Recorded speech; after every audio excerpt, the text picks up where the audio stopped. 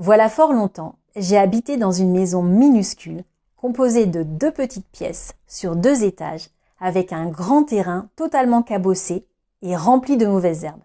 Mais là n'est pas le propos. Cette maison avait appartenu à une dame très âgée.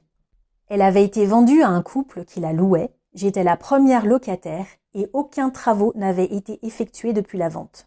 Rapidement, j'ai décidé d'embellir cette maison. Un matin, j'ai entrepris d'arracher la moquette vieille de 30 ans qui se trouvait au premier étage. Moquette sale et poussiéreuse que je m'amusais à balancer du premier étage, direction déchetterie. Puis j'ai fait de même avec les vieux papiers peints, marrons également. Je me suis ensuite rendue dans un magasin pour acheter des papiers peints lumineux et mon père m'a rejoint tout un week-end pour commencer les travaux.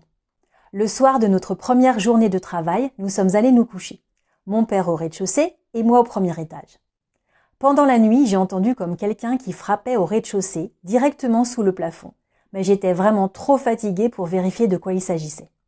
Au petit matin, mon père m'a demandé pourquoi j'avais frappé toute la nuit à l'étage.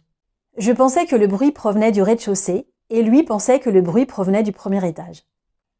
Bref, visiblement, ça se passait pile entre les 2 étages. Ça n'était pas le bruit d'un animal ou d'un rongeur. Nous étions les seuls dans cette maison. Nous nous sommes posés des milliers de questions et n'avons jamais obtenu de réponse. J'ai quitté cette maison à peine 1 an après mon arrivée et le jour où je suis partie, j'ai parlé à une dame du village pour la première fois. Celle-ci m'a avoué que la dame âgée, propriétaire de la maison avant mon arrivée, s'était tuée en tombant dans l'escalier, pile entre les 2 étages, a-t-elle spécifié. Je dois t'avouer que mon sang s'est glacé et que toutes sortes d'idées très bizarres se sont présentées à moi. D'ailleurs, plusieurs années plus tard, une amie à moi m'a avoué qu'elle n'aimait pas me rendre visite dans cette maison, car elle s'y sentait vraiment très mal à l'aise. Un peu comme si elle était habitée, m'a-t-elle dit. Et toi, t'est-il déjà arrivé de sentir que la maison où tu vis est comme habitée ?